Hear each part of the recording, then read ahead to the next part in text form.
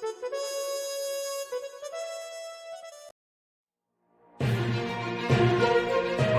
Lewis in the Black Horse Pub.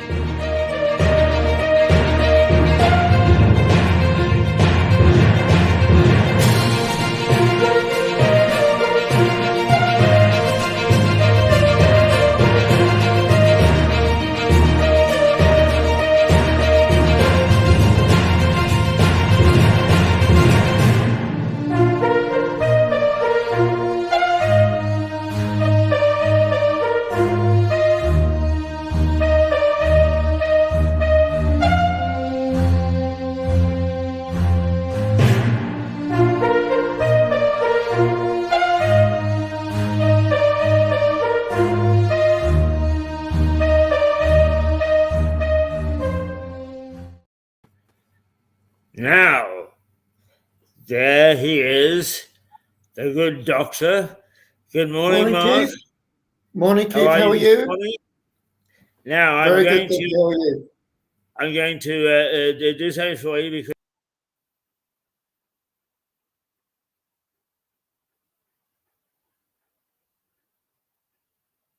Looking out of the pub window.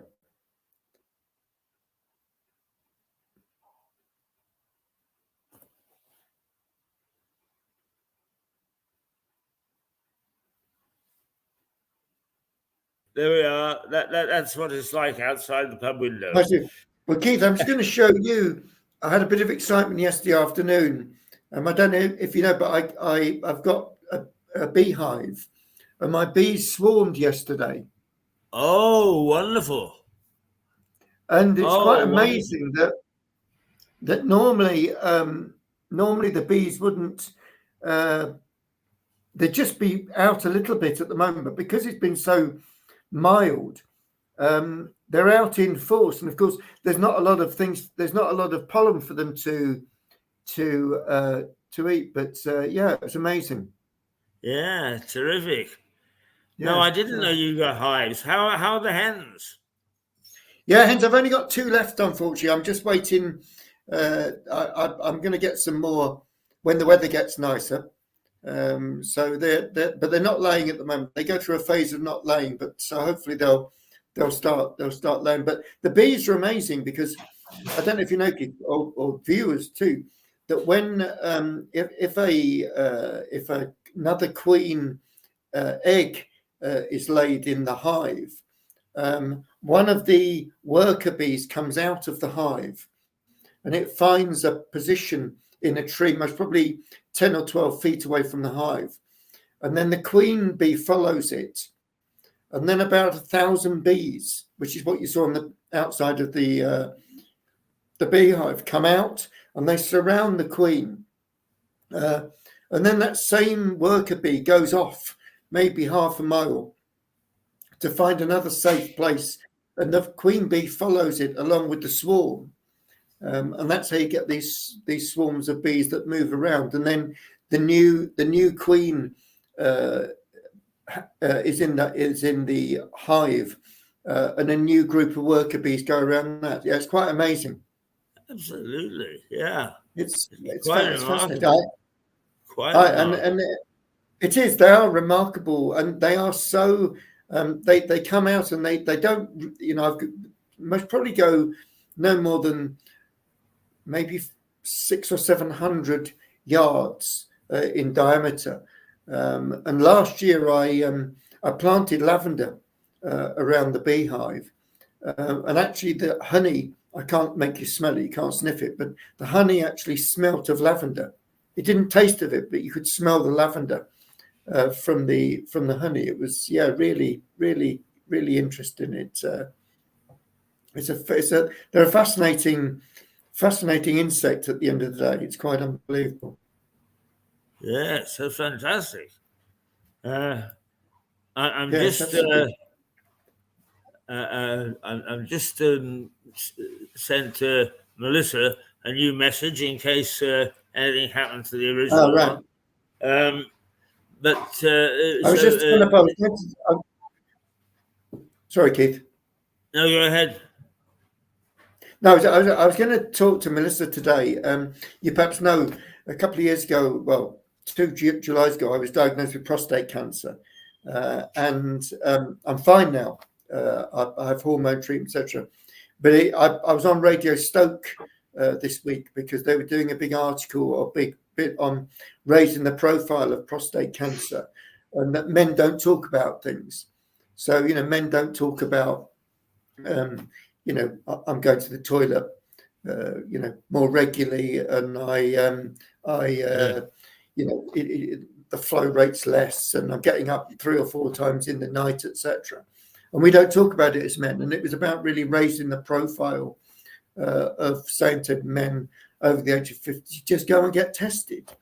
When I went, I left it till the last minute, and knock on the door, Keith. Yeah, but Jack is here. So Dex here. Your trusty. So it really is just a case of going and have a blood test, and it works out what's called your PSA, the prostate specific antigen, and it should be below 4. So the PSA level should be below 4. Mine was at 400. Wow! So amazingly high. Yeah. Well, some 20 months later, it's down to 2.08. And I just have a hormone injection every 3 months, take a tablet each day. And it just keeps it all at bay. And it's so important that men go. And I was interested to know from Melissa how things were in the States. And I don't know if I'm sure you've seen these little badges that have you seen this little badge, Keith? No. Oh gosh. It's the emblem sort of for Prostate Cancer UK. It's a little man, but it's really just a case of raising awareness. And I was on the radio because the guy who does the breakfast show, I know him quite well, and he said, "Would you come on and talk about it?" And from me going on, it just on Wednesday, on Tuesday, they had 600 calls just from that one thing. Wow! From guys that said, "Yes, I know I've had prostate cancer," to guys that said, "I'd never thought about it before. I didn't like to do it." And it is just about awareness raising, and if you catch it, mine was sort of stage 3/4, so it was quite late on, but it's totally under control now, it is possible. But I don't know. I was interested to know about it. Now, when I went into hospital for a few days, I was rushed into an ambulance, and it was all free. What I was wanting to talk to Melissa about was, I had treatment for a good year, and the NHS was fantastic. And apart from it taking 7 hours for an ambulance to come, it was really fantastic. I just wondered how things were in the States where people have to pay for everything. Yeah. Whether that will put people off. You go and have your blood test and it's free here. So you go to the hospital, have your blood test done, get your results, and it doesn't cost you a thing. Whereas I guess in the States it costs you. So that I was interested to know whether she felt that was a barrier. And I think that's where we're really lucky in the UK. Yes, we moan about things and we moan about the NHS, and I'm sure you've accessed the NHS, Keith. What you get is a fantastic service. Yes, you do. I am a little worried about the local surgeries. It's starting to amalgamate because I don't think that the doctor's surgeries, a GP practice, I think that they should remain small and intimate. Yeah. I do understand why they want to get bigger because they want their own machines and all the rest of it, but it's taken away the intimacy of it. And a part of the GP medicine is being able to look at you and look at me and know about us. and not just details on the screen. But Yeah. I'm absolutely delighted that you are publicising it, Mark, because a lot of people hide their disability, and it's the same with Parkinson's. There are more people who are afraid to admit. I don't know whether it's that they think it takes away their virility or what, but I mean, I've never hidden mine, and you know, I mean, the day has come when I find it difficult now to walk, and I've anticipated that for over 10 years. But you know, what the heck? It's here. I'm learning to handle it. More from the ground. You do it very well, Keith. you do it amazing. You do it amazing. But I think it's the same, isn't it, with motor neuron disease? You know, a few years ago, no one knew what that was. And as much as I'm not particularly wild about the soaps, there's been a really excellent bit on Coronation Street with a gay couple, with Paul and the vicar, and it's been really fantastically done in a very sympathetic sort of way, and gradually seeing him deteriorate. You know, yesterday or Wednesday, his speech was starting to become a little bit slurred, but it's really fantastic that that's raising the profile.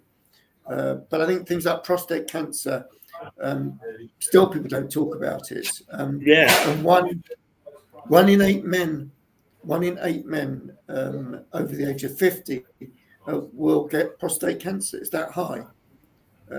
So knowing about it, and of course sometimes it's what they call asymptomatic. So sometimes, unlike me, where you pee less regularly and that sort of thing, it's asymptomatic. So actually, it's just worth going to the doctor, getting a blood test for this PSA, and if it's 0 or 1, you're fine. But if it's 30, then you need to think, right, I need to do something about it. But it's very easy. You mentioning Coronation Street has now given me a thought, and you and I, perhaps this coming week, will discuss this. There is no reason why we couldn't have an hour's program on Mirador, in which we have just simply a health forum, and you, for instance, would discuss your prostate. I would discuss my Parkinson's. Brilliant. And just give our experiences. Incidentally, did you know that Coronation Street was only commissioned for 13 weeks? You know, many years ago. And week 11, they were talking about cancelling it because not enough people were watching. And it was only in the last 2 weeks that it caught on. I know it is, but I think that what they do on a fairly regular basis, they do pick up on particular issues. There's been another interesting storyline. I've been watching it for these different storylines. There's been an interesting storyline with one of the younger members of the cast who's been going through sort of online bullying at school, and this bully boy at school that gets him into trouble, etc. And then he finally gets to the stage where he's so scared by it all, he starts looking at sites in order to commit suicide. And his parents find that he's been going onto these websites, but they're very important issues that people, once again, you know, with all this stuff on this phone, you know, I'm not really on Facebook, and I don't know whether you are, Twitter and all that rubbish. I'm not on any of that. But for young people, it's another interest in mental health issues. You know, it causes all sorts of mental health issues. That once again, you know, we you know, for you and I, you know, 20 years ago, you wouldn't have even thought about that, would you? You used to get bullies at school that used to get you around the bike sheds and give you a bit of a pasting, but that was it. You know, you never got people sort of following you at 2 o'clock in the morning, sending you a message, say, once you get to school, we're going to get you. And, you know, you're not safe. It's a different era now, isn't it? Yeah. But I think your idea, Keith, about having perhaps once a couple of weeks, once a month, a regular health forum would be really interesting. I'd be quite willing to do something on prostate cancer and talk about that. And as I say, with the Stuart George show on Radio Stoke, it raised so much interest in Stoke-on-Trent that he's going to do another program next week on it. Well, keep on raising it, Mark. Yeah. One of the things that I want, let's tell everybody that we've got a new addition to the fold, who is not primarily a broadcaster, but he's going to sort us out behind the scenes. A gentleman called Paul Cheeseman, who is a delightful man, very competent, very able, and will actually take Mirador to the next level. But it is possible to have a phone-in on Mirador. It's just that I'm too old to understand totally how to implement it because it's in computer speak. I'm going to get him to look at it. And I think that what we then could do, we could have some phone-in programs, and the health phone-in program would be a great one. Yeah, absolutely. I think certainly my experience of I listen since lockdown. I didn't really used to listen to local radio, but I listen to Radio Stoke every day now. And there's a guy called Stuart George who does the sort of the mid-morning program from 10 till 2. He's really good. But yeah, the phone-ins are just amazing, and people ring in with these real life situations, and you end up with thinking, how are we going to fill an hour with having to say, well, I've still got 100 people that want to have their inputs, and the stories that you get from people, husbands, particularly from wives that had husbands that have died from it, is amazing. And then perhaps to get if we chose particular areas to get I'm sure we could get on the line. We could get a medical expert, a prostate cancer guy that I know. I know a really good cancer guy, consultant at the hospital. I'm sure he'd come in on the phone in. I'm sure they would. I think it's a really good idea, Keith. Yeah. You may be interested to know, you say you wonder how you would fill an hour. In Canada, North America, let's say, is the phone-in programs are regularly 3 hours long, and they feel that's not enough. Yeah, absolutely.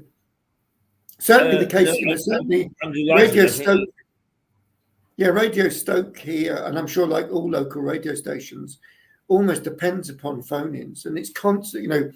It's constantly on different subject areas. Yeah. But you're absolutely right, Keith.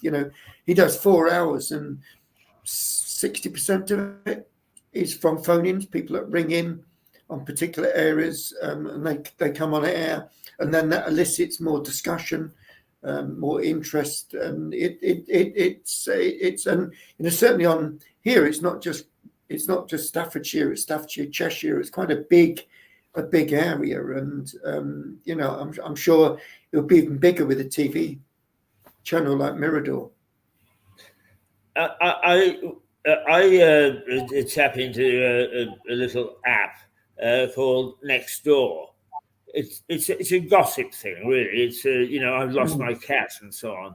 But from time to time, I do a little a bit on Parkinson's, and about 3 weeks ago, I did one in which I told everybody how difficult it was getting my trousers on, and how sometimes I got both legs into one. And so on. I got 3,600 hits. Oh, it's great, yeah. But I think, isn't it good, Keith, as well? You can put, you need to put a bit of humour into these things too. And as much as you're a prime example, Keith, of someone who just says bugger it. I'm going to get on with life. It's not going to stop me. Getting on my mobile scooter, and getting down the road, and I had that image of you a few weeks ago, getting into the Black Horse on your bike, but you on your moped, but you were totally soaked, weren't you? On that particular, there was a particular day. Yes. You were absolutely drenched, sat there, steam coming off of you. Yeah. But I think it's really, I think what you do with Parkinson's, Keith, raising that profile, and what I thought I would start doing with. Well, I'm delighted you have, because you handle it extremely well as well. I mean, I almost forget that you've got it. It's so normal, but behind the scenes, as it were, is we both have to struggle with certain things. And I mean, the wife of a friend of mine has got it, and when he told me, and I said to her, Bernie, how are you? And she said, devastated. We forget, because we've had it and we've dealt with it for so long. Exactly. Just how hard it hits people, and they have to adjust. But not only that, but you need kind people around you to adjust with you. Absolutely. And but it's also keep going. Yeah, and you must have gone to, there's also the psychological bit as well. As soon as someone says you've got Parkinson's disease or you've got cancer, mentally it affects you, and you think about it all the time. And a bit like you, I actually don't think about it very much. And I'm touched wood, I'm really lucky, but lead a pretty normal life now. But had I not done what I did at the time, I may not be here today. In fact, I wouldn't be here today, because it was stage 3 going on stage 4 cancer. And that, and I think that's why it's so important to have the privilege of using a platform like Mirador, to say that about Parkinson's, about prostate, about motor neuron disease. I think is the power of media, isn't it? And that's why Radio Stoke is so powerful as a local radio station. When we first opened up Mirador, I did actually write to Michael J. Fox, or the Michael J. Fox Foundation, and ask if they would be patrons. And I got a lovely letter back saying, that he was asked by so many people that if we didn't mind. It was very polite and very supportive. But the funny thing is that Michael J. Fox went to school in a place called Burnaby, which is just outside Vancouver. So I pointed out, the extra special relationship with Mirador. Yeah, excellent. He's another brave soul, Yeah, fantastic. Yeah, I think I was watching a rerun of I can't think of his name now, the rugby player who his friend ran the London Marathon last year with him in his wheelchair, and then he lifted him over the finish line at the London Marathon, and you think what a wonderful what a wonderful thing that is about promoting motor neuron disease. And and you say to people around you, the level of kindness and love you get that gets you through these things. You need friends, don't you? Friends and good friends and family make a big difference. Was it Donny Weir? That's it. That's it, Keith Donny Weir. Yeah. Quite close to the inspiration.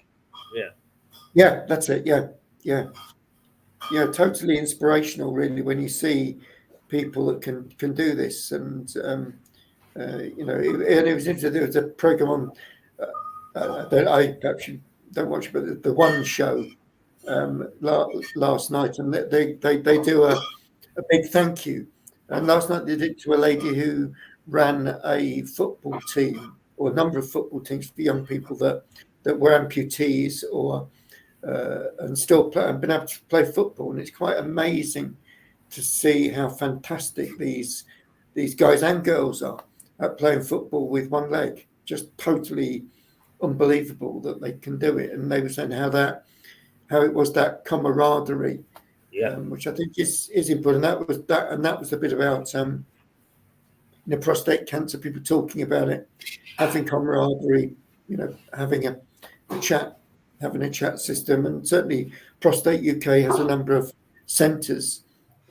People can go to that and have a chat and have a coffee and talk about what they've experienced. And it's really good. It's that sort of thing you need. Well, some of the responses that I got from my little story, one of the things that people do enjoy is where they are suffering is to get the emotional support. Here is somebody, both you and I, with, let's face it, we've got a relatively high profile, is both laughing at it, but also sort of saying, come on, we're behind you. And it makes all the difference to them. Yeah, and it is, I know I've gone on about it, but I've got a lovely little group of friends that I've got down at Wetherspoons in Stoke that I meet 2 or 3 times a week, and that friendship's really lovely when you need someone to have a chat with that's not family. It makes a massive difference to life and how you carry on and do things. And it is about friendship at the end of the day. But I'd be interested to pick this up with Melissa next week, perhaps, Keith. Yes, she didn't say she wasn't available, but the trouble is, partly as you point out, we should have better coordination, so that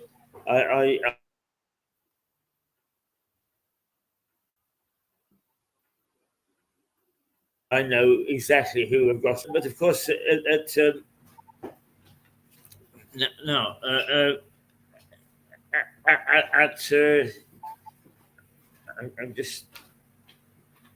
going to see if Declan's putting the beer mats out. We might need to finish there. I can see Declan's putting the beer mats out. Yes, that's our deck. Beer mats mean time for people to drink beer. I think time for you to have your first beer of the day. Well, actually, I always have a cider, but it looks after me extremely well, and I'm just going to see. And that's okay. Yesterday we lost sound when there was a little blip, but it's there. Okay, yeah.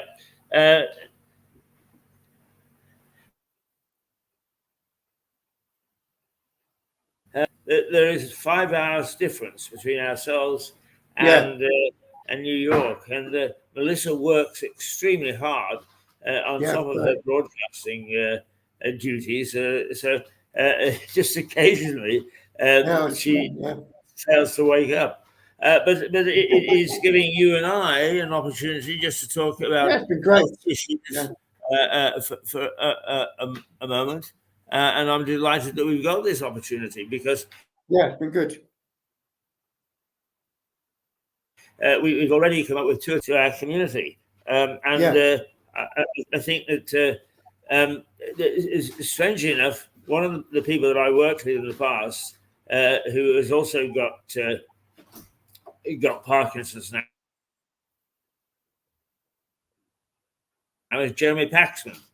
Teamed up with a guy called Sellen Jones, and they've got a blog or a plug or whatever going, and they're doing quite well too in promoting it. I think people are coming out of the closet now. Definitely. I think the more people open up about it, but let's see if we can find some famous people, well-known people who have got prostate, and perhaps we can get along with you. I'll do a bit of research over the next week, Keith, before we meet on Wednesday, and I'm sure there will be, if 1 in 8 people get it, there's going to be 1 in 8 men get it. There's going to be 1 in 8 celebrities that get it. So it's absolutely, they've got to be some. It's a very high ratio, Mark. I didn't realize it was that high.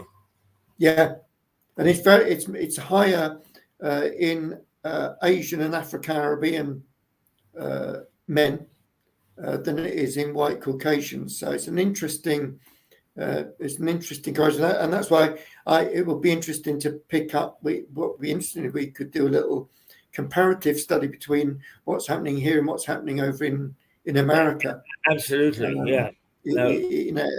I wonder. I said at the beginning, my bit of wonder was, I've had such fantastic access to free NHS service, blood tests every 3 months, injection every 3 months, all free of charge. I just wondered how people go on if you don't have that access, free point of access, as in America and Canada. Canada's the same, is it, Keith? I think. Actually, if as hope viewers will forgive me for relating this little story, but bit by bit, you start to approach incontinence. Now, I'm not incontinent, but when I've got to go, I've got to go. And when I get there, sometimes I'm in such a hurry, I splash a little. And the last time I went to see my consultant nurse, she looked at me and said, "I've never noticed it before, but you smell of pee."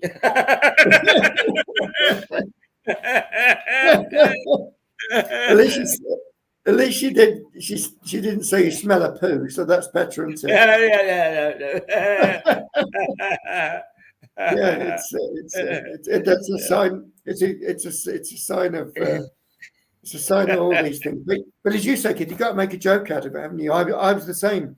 If I had to go, I had a similar but very embarrassing story. For about 3 months, I had a catheter with a bag, and I was quite insistent I carry on working, like you. And after about 8 weeks, I thought, right, I'm okay to travel to London. So I got down to London and got into Euston Station. As I stood up, the bag was full and it broke. Oh dear! And my trousers were covered, and it's so embarrassing. And people were. I told them, and they were so lovely at the station, and people are understanding. But it's you got to laugh at these things. I can see Declan in the background there, Keith. He looks like he's getting the beers ready and the beer mats out. And absolutely. I actually I do occasionally put things on Facebook and social media. Not often. I'm too busy. But if I want to sort of make a point, and I actually made a point. He doesn't know about it. That I made a point and said that I was able to observe a pub landlord, Declan, up close, and the skill and the hard work and the endeavour that a publican has to go through is astonishing. And Declan does it with, and he still finds time to help us. It's amazing. He's a remarkable man. A remarkable man. I think I've never heard a crossword pass his lips. He's affable. He's kind. He's generous. He's a giant of a man, actually. Yeah. Ben, it's a hard job. We're talking about him. No, we're saying what a good guy is, but it's hard work. People don't see what he's doing before he opens the pub. He's been in a couple of hours getting things ready, and then there's a couple of hours, I'm sure, at the end of the day when he shuts up, clearing up, doing the tables, that sort of thing. And in a small pub, you can't. I guess he doesn't employ lots of staff. It does a lot himself. Yes. Oh, absolutely. Yeah. I mean, actually, as you know, I get in here very early, and I was in at 7:15 the other morning. As I need an hour to set up and get cracking, and he'd been in since 6 o'clock, doing what he said was the pipes in the cellar, and basically he's making sure that the beer is clear of any debris or residue or whatever for the day. I mean, it's remarkable, absolutely remarkable. Yes, fantastic.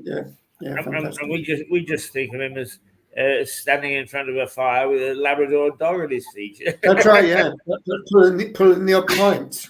Yes, doing the optic. Good stuff. Well, Mark, we've come up with some good ideas this morning, and in Lovely, fact, yes. I probably will be talking to Paul over the weekend, and I'll mention our chat. But I'm sure that you'll be talking to Paul too. So I'll chat any of these ideas. Yeah, I think the health ones are really good.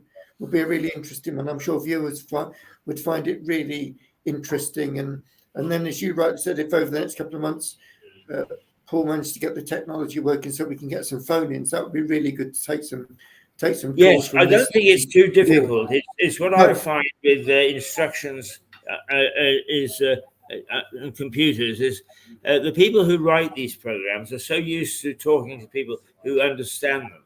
Is that what they do is they get to a certain point and then they jump 3 or 4 steps. And those are the steps that I need to be taking the hand through. But StreamYard, who are the people that provide us with this software, which I think is brilliant, because it does really replicate a television studio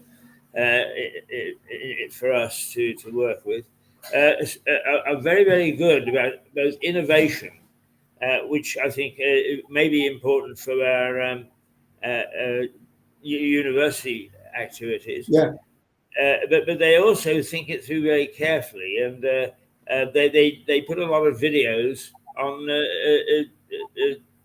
YouTube that you can follow. But it's what I need to say to them is, look, will you just find somebody who is my age but who understands things and understands that they need to tell us everything. Absolutely, in plain English. Yeah, absolutely. That's right. Yeah, not in computer speak. No, absolutely. The other thing that I find with explanatory videos is that the young people speak at a great rate of knots.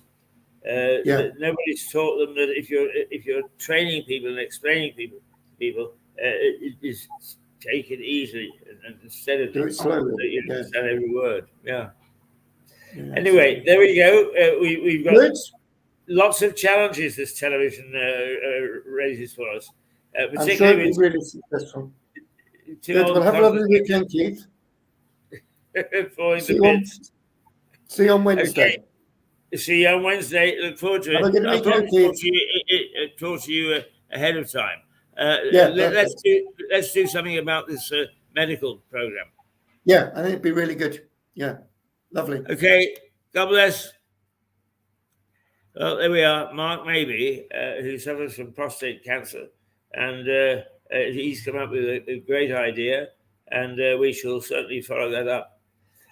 So that's it for this week. We didn't go to New York, but I hope you'll forgive us because next week is another week, and we'll be full of bright ideas and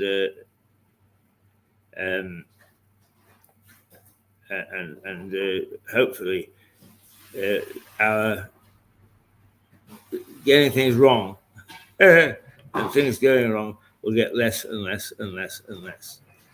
Okay, till Monday morning. Just a reminder that we will not be on the air on Good Friday or Holiday Monday, and I've explained why, because altering your format to the change of viewership on public holidays is more than our budget will stand. I'm going to hiccups. But it is, don't forget, on Sunday at 12:30, the Black Horse's doors open up to a delicious Sunday lunch. No, but you don't start serving until 12:30. No, 12 o'clock. Oh, you do now. Oh, right. You can get your Sunday lunch at 12 o'clock. There we go. And I've been arriving at 12:30. But I may come early this Sunday. So watch for the guy in the blue hat. And the guy behind the bar is called Deck. Great guy. A great guy. And the pub quiz is every second Sunday in the month, and that starts at 8 o'clock. 14th of April. What? 14th of April next month. 14th of April is the next pub quiz. Get your bid in now. They're very, very popular. Very popular indeed. Okay, that's it for this week, for today and this week. Remember where we broadcast from. It's unique, as far as we're aware, it's unique in the entire world. Broadcasting from a pub. Toodle pip. From Lewis in the Black Horse Pub.